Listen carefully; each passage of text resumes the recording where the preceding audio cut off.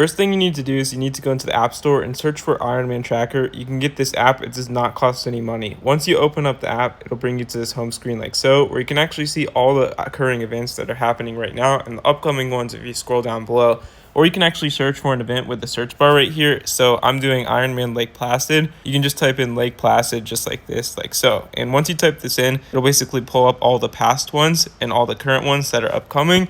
You click on it and you can actually view your tracker. You can claim your own tracker, or you can track your athletes just using this app. How you can do this is you can simply click on view tracker and you can search for someone's number. In this case, if I want to track number 185, you can see you can click on the plus sign and we can click on them and you can see this is an interactive map. You can view them in real time. Obviously the race hasn't started, but you can zoom in and display where exactly they are in the course. Swipe up to see their splits just on this page like so, and even turn on notifications if you want to, or share this with someone else on your text messages or emails. And yeah, it's pretty simple to use, but big fan of this app, and this is the only way you can actually track. So definitely get this app, and it's really, really simple to use, and you can use it in all future races for tracking Ironman athletes.